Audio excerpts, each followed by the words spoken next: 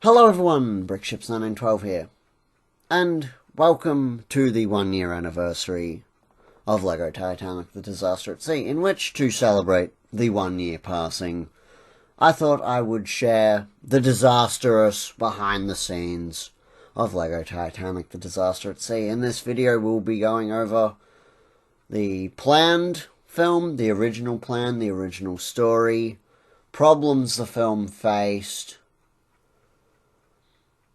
and the announcement of a new project relating to the RMS Titanic. But with that out of the way, let's get into the video.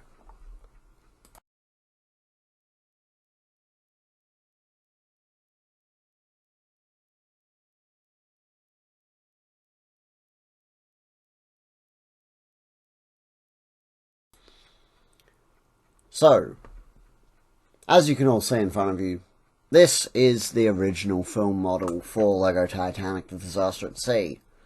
One of the things I wanted to change with Lego Titanic the Disaster at Sea was a bigger film model so I could get more accurate shots, more accurate details, and all that. Now, the only problem is, my studio was not equipped when I first started the film to work with such a model. Like, this model was almost 2 meters long. It was a huge model. God, it was a pain to move around. I'm really glad I scrapped it. It's also a horrible model. Like, it's not good. It wasn't scaled for one, which is horrible. That is the biggest no. But because of the sheer size of this monster, early on, before even test animation had been done with this model, it was decided to go back to the old scale of how big she was, which was, yeah, the best choice in my eyes, because animating the sinking of the Titanic with a model that's almost as tall as you isn't exactly easy. So, here we will see some photos of it on its shelf and photos of its construction. The first photo you're going to see is of her with the tiny nomadic that I designed back in 2020.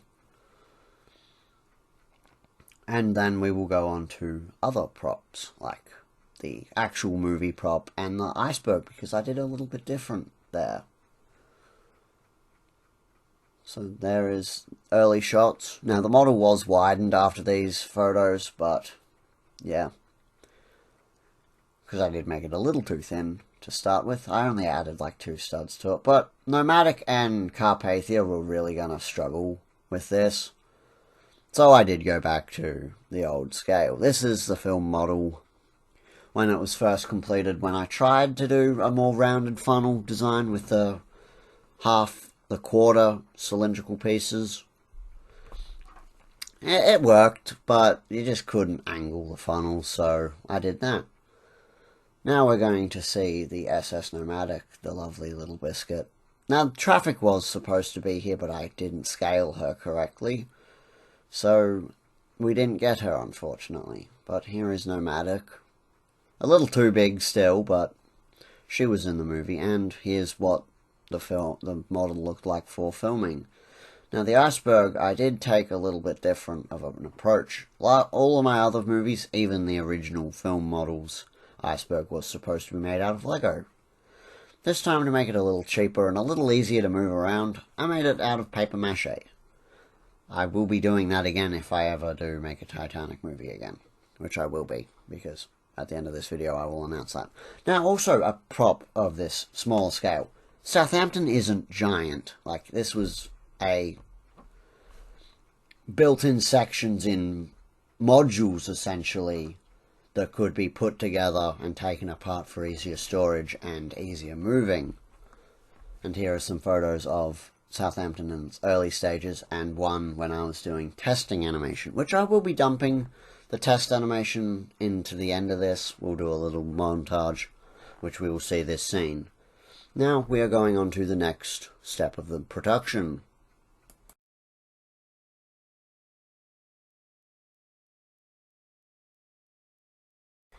The original story of Lego Titanic the Disaster at Sea was to focus on the disaster, but also to focus on two fictional characters. Now, these weren't going to be Jack or Rose or a love story.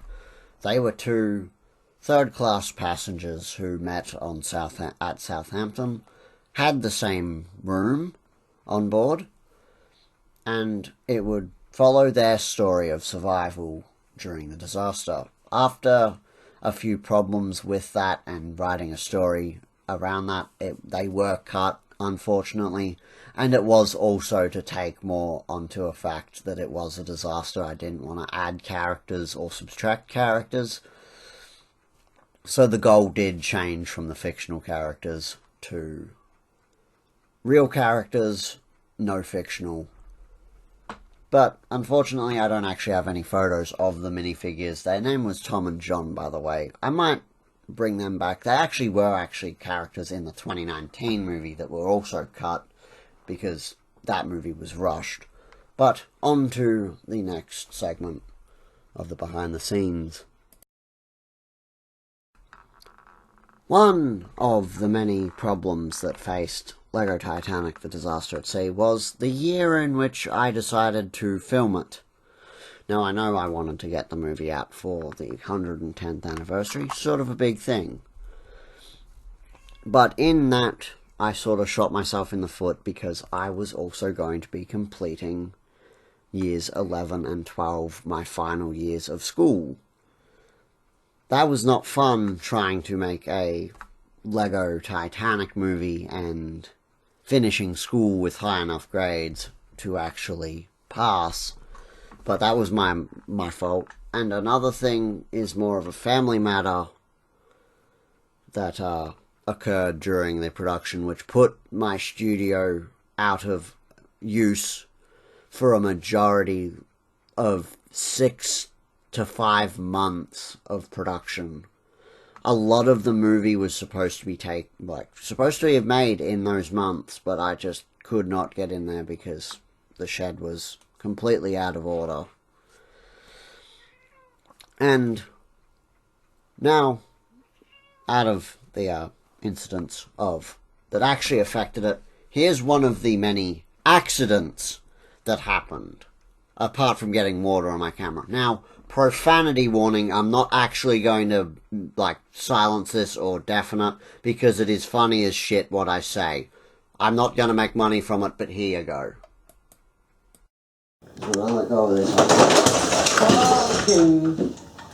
So, it was during the production of the breakup scene in which I didn't quite secure my model down, and well, you saw and heard the effects of not doing that. She really went straight to the bottom. But on to the next part.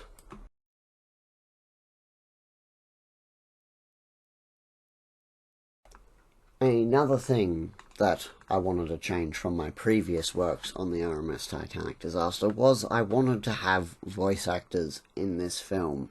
Now, I am going to say a thank you to the voice actors who voices were used in the film and the voice actors who didn't get into the film because of the cut time and the cut scenes. Now, the voice actors, they did a wonderful job. A lot of dialogue was cut because of the problems that we faced with not having a studio to work on the animation, really squeezing the time out. But I am very happy that all of you who did offer your voices and did record the voice lines, I couldn't be happier and more thankful than you did.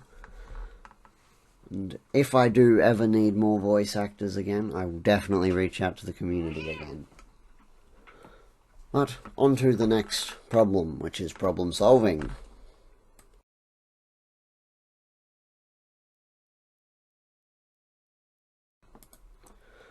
One of the problem solvings that I had to do was how to, as you can see in the background here, how to convincingly sink the Titanic using practical effects.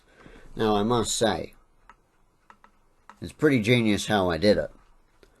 I call it the Sinky Majiggy 2000. It's also been called probably every 1000 number in the book.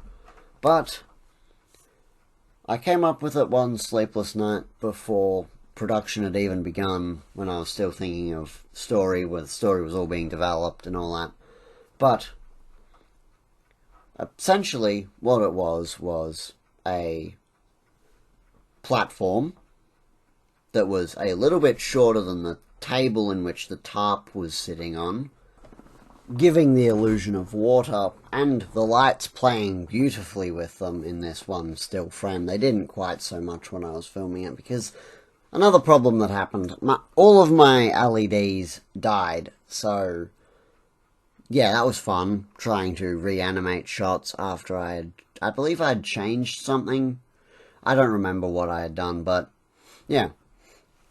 Also, another problem and bit of problem solving I had to do was finding a way to sync interior shots of water flooding the hallways, the cargo room with the initial impact of the iceberg, all that.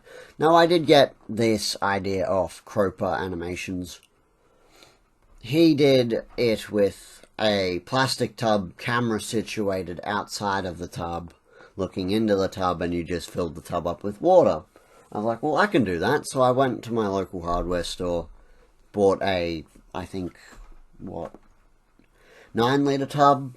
Perfect giant tub for making a ship sink, which worked out brilliantly, apart from the fact that I did get water on my camera, so it does have a little bit of screen buggy, but it still records perfectly fine. But yeah, that's how I did the interior syncing and the exterior syncing. Another thing that I needed to figure out was how I was going to make wake around the ship and make the Atlantic Ocean look a little more bigger than my 2019 movie. Now, the 2019 movie, all I had was one table. For this movie, I went out and I bought another table. I had 2 tables instead, which gave me so much more working space. It made the film look 20 times better. But with the wake, instead of using clear 1x1 Lego bricks like I did in the 2019 one, because of that I have since lost all of them. So my ship in a bucket, ship in a bottle set doesn't have water in it, so it's a little funky looking, but oh well. I decided I'd use styrofoam chunks. I'd rip up styrofoam and lay them around all around the ship's bow and stern. Still need to work out on animating that stuff, though. I didn't really do it all that well. But that is it for this segment of problem solving.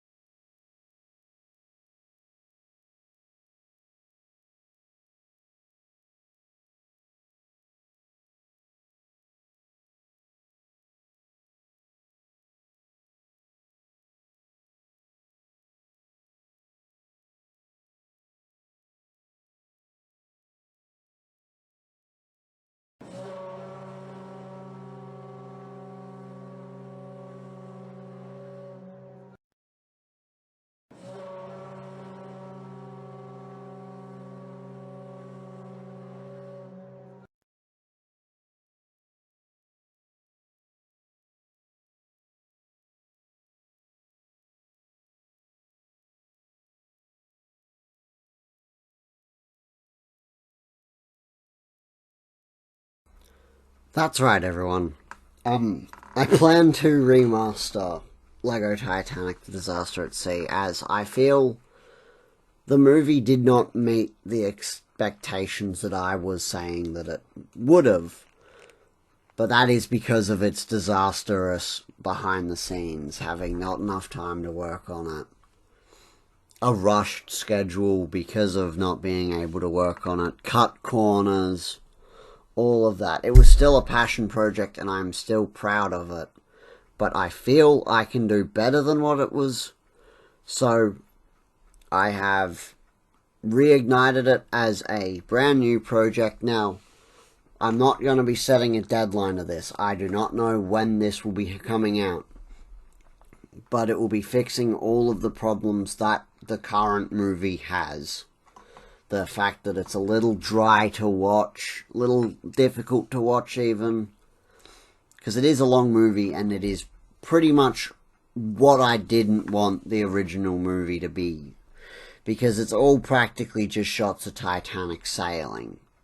The original purpose of Lego Titanic the Disaster at Sea was to show that Titanic was a brand new liner. She was the biggest, grandest thing in the world.